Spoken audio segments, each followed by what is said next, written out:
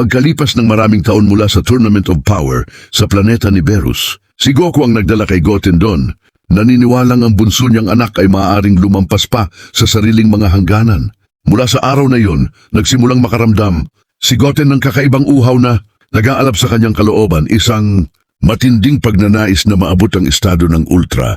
Instinct na dati naririnig lamang niya sa mga alamat. Nakatayo si Goten sa malawak na lugar ng pagsasanay habang marahang iniikot ni Whis ang kanyang tungkod at nagsalita, "Nang hilingin ng iyong ama na sanayin kita, hindi ito dahil sa iyong kasalukuyang lakas, kundi dahil ikaw ay isang hybrid. Ang mga hybrid ay mas mabilis magbago kaysa sa mga purong Saiyan at iyon siyang maaaring magbigay sa iyo ng pagkakataong mahawakan ang instinct, walang pag-aalinlangan." Pinakawalan ni Goten ang kanyang kapangyarihan. Nagliyab ang kanyang katawan sa nag-aapoy na pulang anyo ng Super Saiyan. Dumaloy ang init sa kanyang buong pagkatao na tila siya'y sinusunog ng buhay. Bahagyang itinaas ni Whis ang kilay at kalmadong nagsalita, "Kaya pala, narating mo na ang kapangyarihang maharlika, ngunit hindi mo pa nauunawaan ang tunay nitong kahulugan." Lumapit siya at bumulong sa mababa at lihim na tinig. Ang kapangyarihang ito ay hindi lamang isang pagbabago ng anyo. Isa itong tarangkahan. Sino mang makalapit, dito ay magsisimulang masilip ang mga lihim ng mismong mga Diyos na pasuntok si Goten sa pananabik. Kung ganon, iyon ang gusto ko. Gusto kong maabot ang instinct. Marahang natawa si Whis at tinapik ang kanyang tungkod. Huwag kang magmadali. Mas mahaba ang landas na tatahakin mo kaysa sa inaakala mo. Muling itinaas ni Goten ang kanyang enerhiya. Mas lalong nagliyab ang pulang aura hanggang sa ito'y sumabog at naging bughaw. Super Saiyan Blue. Nanginig ang lupa sa ilalim ng kanyang mga paa at tila nabaluktot ang espasyo sa paligid niya. Ngunit nanatiling kalmado si Whis, tila walang kakaiba. "Magaling," sabi niya. "Ngunit tandaan mo, pula man o bughaw, simula pa lamang ang mga ito." At doon nagsimula ang tunay na pagsasanay. Kumikilos si Whis na parang mga kislat ng liwanag, walang awang umaatake. Itinutulak si Goten lampas sa kanyang mga limitasyon. Bumahan ng pawis ang mukha ni Goten. Sumisigaw sa sakit ang kanyang katawan. Ngunit sa bawat pagbagsak, muli siyang bumabangon, mas malakas kaysa dati. Sa di kalayuan, mahimbing na natutulog si Berus, walang kamalay-malay sa lahat. Biglang lumapit si Whis at unang pagkakataong bumulong ng may seryosong tinig sa tainga ni Goten. "Tandaan mo ito ng mabuti. Hindi dapat malaman ni Berus ang narating mo. May kapangyarihang iyong nahawakan na hindi mo kailanman dapat ipakita sa kanya ang kapangyarihan ng mga Diyos." Nanlaki ang mga mata ni Goten, lalong lumalim ang kanyang uhaw sa nakatagong kaalaman. Ang nagsisimula ngayon ay hindi na lamang pagsasanay. Ito'y isang pagsubok na yayanig sa lahat ng kanyang pagkakakilala sa sarili. Nagpatuloy ang labanan. Maganang galaw ni Whis. Sadyang pinipigil ang sarili upang bigyan si Goten ng pagkakataong lampasan ang kanyang hangganan. Lumaban si Goten ng buong puso. Mga sipa, suntok, hingal ng pagod, ngunit hindi kailanman sumuko. Sa bawat hampas, siya'y natututo, umaangkop at umuunlad. Bigla, tinipon ni Goten ang lahat ng kanyang enerhiya sa kanyang mga kamay at umungal. Isang marahas na bughaw na pagsabog ang sumabog ng may hindi inaasahang lakas. Sa isang iglap naglaho si Whis, nakangiti habang hinahayaang lumihis ang atake.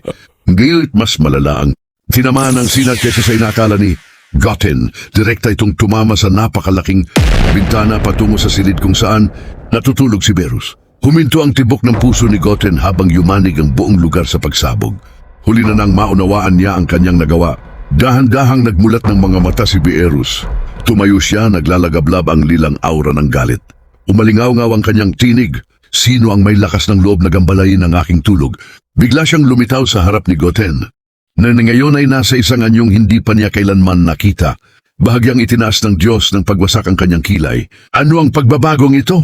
Whis, may tinago ka ba sa akin?" Kalmadong lumapit si Whis upang pagaanin ang tensyon. Ito'y bunga lamang ng pagsasanay. Nahipo ni Goten ang diwa ng kapangyarihan ng mga Diyos, isang bagay na hindi ko inaasahang mangyayari. Nang ganon kabilis, ngunit dumilim ang mukha ni Berus. "Kapangyarihan ng mga Diyos, at itinago mo sa akin? Binabantaan mo ba ang aking posisyon, Whis?" Sa isang kisap mata umatake si Berus. Bumagsak si Goten sa lupa, wasak ang anyo, hingalin at puno ng sakit ang mga mata. Tinitigan siya ni Berus ng may paghamak. Nagtatapos dito ang kahabag-habag na pagsasanay na ito. Walang lugar ang mga bata sa aking planeta. At magbabayad si Goku sa pagdadala sa iyo rito. Dinangka ni Whis na ipagtanggol siya. Panginoong Beerus, maawa po kayo. Nagsisimula pa lamang siya, manahimik ka. Sigaw ni Beerus, hindi mo na siya muling dadalhin dito. Iyan ang aking utos. Lumabo ang paningin ni Goten sa luha habang nakahandusay sa lupa. Wasak ang kanyang pangarap. Uguyang Ultra Instinct, ang bagay na pinakainaasam niya ay ngayoy tuluyang isinara ng kapangyarihang hindi niya kayang suwayin. Wala nang magawa, ibinalik ni Whis si Goten sa daigdig. Tahimik ang bata, nakayuko ang ulo. Sina Goku at Vegeta ay nagsasanay ng buong bagsik nang dumating si Whis. Si Trunks ay nakaupo sa malapit, nakamasid ng may paghanga. Huminto si Goku nang makita si Whis at ang kanyang anak. Whis, ano ang ginagawa mo rito? At saan napunta si Goten? Malamig na ipinaliwanag ni Whis. Ipinagbawal ni Lord Beerus ang anumang pagsasanay para sa kanyang planeta. Pinagbantaan ka pa niya ng kaparusahan dahil sa pagdadala. Moroon, nanigas si Goku, nginisiyan siya ni Vegeta. Gaya ng inaasahan, sinubukan ng bata ang larong pangmataas at itinapon palabas. Natawa si Trunks ng may pagmamataas. Nilampasan ko na ang kaya niyang gawin at hindi ko man lang ginalit si Lord Beerus. Masakit ang mga salita sa puso ni Goten. Kinagat niya ang labi upang pigilan ang luha. Ngunit ipinatong ni Goku ang mainit niyang kamay sa ulo ng anak at marahang ngumiti. Huwag mo silang pakinggan. Maaabot mo rin ang layunin mo. Goten, naniniwala ako sa iyo. Sa kabila ng lungkot, bahagyang ngumiti si Goten. Umismid si Vegeta. Gaya ng dati pinupuno mo ang ulo ng anak mo ng mga hungkag na pangako. Ngunit hindi siya pinansin ni Goku. Lumakad siya palayo kasama si Goten, iniiwan sina Vegeta at Trunks. Sa puso ni Goten, nagsanib ang sakit at pag-asa, isang pangarap na hindi pa tuluyang namamatay kahit tila napakalayo nito. Samantala sa planeta ni Beerus, sinubukan ni Whis na kausapin ang kanyang amo. Bakit hindi ninyo hayaang umunlad ang mga mortal ng inyong universo? Si Goten, halimbawa, ay maaaring lumampas pa sa ating inaakala, madilim lang umisi si Beerus. Kapag hinayaan kong umunlad sila, babanta nila ang aking posisyon. May pabor na si Goku kay Zeno, siya o ang kanyang anak ay maaaring piliin para sa mataas na luklukan. At ako'y may tataboy. Hindi ko isusugal iyon. Natahimik si Whis. Alam niyang hindi na mababago ang isip ng kanyang Panginoon.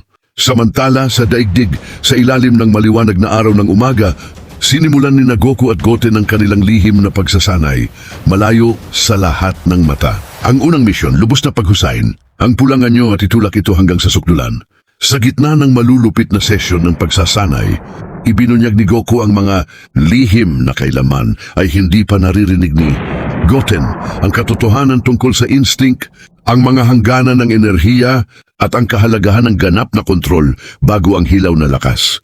Bawat pagkakamali ay may kapalit na parusa, sakit sa katawan at kaluluwa, ngunit laging may kasamang mariing paalala ni Goku. Magtiis ka.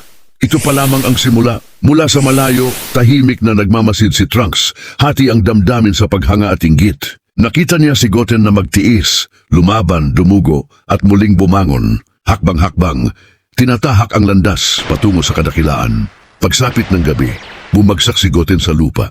Ubos ang lakas at halos wasak ang katawan. Lumuhod si Goku sa tabi niya, inilagay ang isang senzu bean sa kanyang palad at niyakap siya ng mahigpit. Bukas ay magpapatuloy tayo. Huwag kang susuko, Goten. Mahaba ang landas na ito, ngunit dadalhin ka nito sa lugar na hindi mo kailanman inakalang mararating. Kinabukasan, nakatanggap si Vegeta ng liham mula sa kanyang anak na si Trunks. Isinasalaysay ang lahat ng naganap noong nakaraang gabi kina Goten at Goku. Ngumisi si Vegeta ng may paghamak at malakas na sinabi, "Huwag mong intindihin yon. Tandaan mo lamang, ang iyong ama, si Prinsipe Vegeta, ang pinakadakilang mandirigma sa universo. At si Kakarot, babagsak siya. Hanggang pangarap na lamang ang kanyang lakas, napatawa siya ng ilang ulit sa sarili. Samantala, sa parehong lugar ng pagsasanay, nagpatuloy sina Goku at Goten sa pagkakataong ito, nasa asul na anyo. Masigla si Goten, mas matatag pilit na inaabot ang lakas ng kanyang ama. Napagpasyahan ni Goku na itaas ang antas ng hirap, walang awang pinipiga ang kanyang anak. Bawat suntok, bawat galaw ay naglalantad ng mga bagong lihim tungkol sa sariling hangganan ni Goten kung paano balansehin ang enerhiya, bilis at tibay. Habang lumilipas ang oras lalo pang bumibigat ang pagsubok, Bumibilis ang paghinga ni Goten. Ang kanyang katawan ay tila nag-aalab sa enerhiya, parang sasabog. Halos bumigay na siya ng muling umalingaw-ngaw ang tinig ni Goku. Huwag kang titigil. Goten, ang sakit na ito ang iyong landas. Bawat sandali ng kahinaan ay naglalapit sa iyo sa tunay na lakas. Nanginginig si Goten, nasa bingit ng pagbagsak, ngunit sinunggaban siya ni Goku sa balikat at bahagyang ngumiti. Tandaan mo, mahaba ang daan. Ngunit dadalhin ka nito ng mas malayo kaysa sa iyong inaakala. Magpatuloy ka at lumipas ang mga araw. Bawat isa'y humahasa sa kakayahan ni Goten. Nagbubunyag ng mas malalalim na hiwaga ng instinct at itinutulak ang kanyang katawan sa panibagong hangganan. Kasabay nito, nagsasanay naman sina Vegeta at Trunks sa loob ng gravity chamber ni Bulma. Matagal nang naabot ni Trunks ang asul na anyo. At ang matinding hatak ng gravity ay nagtulak sa kanilang dalawa sa sukdulan. Ngumisi si Vegeta ng may pagmamataas. Si Kakarot, ang hangal na iyon umaasa sa mga walang saysay na teknik. Walang hihigit sa purong pagsasanay sa ilalim ng gravity. Bilis, presyon, sakit. Sumang tunay sa landas tungo sa kapangyarihan. Tumingin si Trunks sa kanyang ama ng may paghanga. Tinitiis ang walang awang pagsasanay. Unti-unti, nauunawaan din niya ang tunay na kahulugan ng tunay na pagsasanay malayo sa mga ilusyon at makalumang pamamaraan ni Goku. Isang araw humarap si Goku kay Goten at mahinahong sinabi, "Pagmasdan mo akong mabuti." Sa isang iglap, umakyat siya sa Ultra Instinct. Isang banal na aura ang sumiklab sa paligid niya. Ang kanyang katawan ay nagliliwanag ng mas malalim at mas mabangis na liwanag kaysa sa alinmang anyo noon. Tumingin siya sa kanyang anak. "Payo ko sa iyo, paluwagin mo ang iyong katawan. Huwag mong pilitin ang isip. Pakawalan mo ang sarili mo ng lubos." Ipinit ni Goten ang kanyang mga mata at sinubukan. Ngunit hindi huminto ang agos ng kanyang mga iniisip. Nawala ang kanyang konsentrasyon. Bigla siyang sinampal ni Goku. "Nag-iisip ka pa rin. Sinabi kong mag-relax ka." Masakit ang hapdi. Ngunit agad bumangon si Goten. Huminga ng malalim at muling sumubok. Ginabayan siya ni Goku, nagpapaliwanag, naghihikayat ngunit sa bawat kabiguan. Ang tinig ng kanyang ama ay unti-unting nagiging mabagsik. "Para saan ka ba lumalaban? Gusto mo bang maging kahaliliko? Ang tagapagtanggol ng mundo? Kung gayon, tiisin mo ang sakit at maging mas malakas." Pinilit niyang harapin ni Goten ang bawat kahinaan. Bawat takon, bawat pag-aalinlangan itinutulak ang katawan at espiritu lampas sa sukdulang pagkapagod. Napasigaw si Goten sa matinding sakit. Ngunit sa huli, asul na anyo pa rin lamang ang kanyang narating.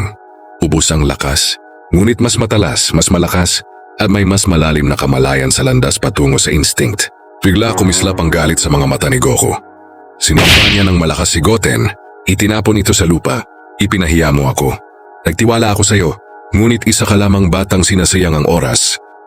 Mas masakit ang mga salitang iyon kaysa sa alinmang suntok. Tinalikuran siya ni Goku at lumakad palayo. Iniwan ang kanyang anak sa kawalan ng pag-asa. Ngunit bago pa man makahinga si Goten, isang napakalakas na enerhiya ang biglang sumabog mula sa kung saan. Tumama kay Goku. Humuga ang lupa. Bumagsak si Goku. Namimilipit sa sakit na tila tinamaan ng isang hindi nakikitang puwersa. Napatigil si Goten, nanginginig sa takot. Ngunit nanaig ang galit. Hindi niya alam kung saan nagmula ang pag-atake. Ngunit iisa ang malinaw sa kanya. Kailangan niyang kumilos. Ipinukus niya ang lahat. Tinutok ang sarili sa hindi pa ganap na Ultra Instinct. Inabot niya ang kapangyarihang wala pang sino mang nangahas-hawakan. Lumabo ang mundo. Kumabog ang kanyang dibdib. Sumabog ang kanyang aura. Mula sa lupa, mahina siyang tiningnan ni Goku. Puno ng pagtataka.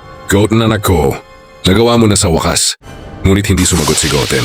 Sa kanyang puso, sumigaw siya, "Sino mang nanakit sa aking ama, hinding-hindi ko kayo patatawarin." Tumayo siya ng nanginginig. Duguan ang mukha. Halos bumigay ang katawan sa tindi ng pinagdaanan. Umiikot ang kanyang paningin. Ngunit ang galit ang nagsilbing lakas niya. Mahinang bumulong si Goku, pahina ang hininga. "Anak ko, hindi ko alam ang nangyayari. Ngunit alagaan mo si Chi-Chi at ang ating mga kaibigan. Pakiramdam ko'y hindi na ako magtatagal. Pinagmamalaki kita." At nawalan ng malay si Goku. Sa sandaling iyon, sumabog ang aura ni Goten. Ang kanyang katawan ay nagliliyab sa banal na liwanag. Sa kauna-unahang pagkakataon, naabot niya ang ganap at kumpletong Ultra Instinct. Kumalat ang enerhiya sa buong mundo. Nadama ito ng lahat. Napatigil si Vegeta sa kalagitnaan ng suntok. Nanlaki ang mga mata. Ang lakas na ito, kahawig kay Kakarot. Ngunit iba, nanginginig sina Trunks, Gohan, Piccolo, at ang iba pa habang dumaan ang alon ng puwersa. Maging sa mundo ni Beerus, kumalaw ang Diyos ng pagkawasak na kasimangot. Ano ito? Isang presensyang katumbas, hindi? Masigit pa. Sa unang pagkakataon, nakaramdam ng pagkabalisa. Si Beerus dahil sa mundo habang Patuloy na umaangat ang kapangyarihan ni Goten. Tumayo siya ng may malinaw na isipan.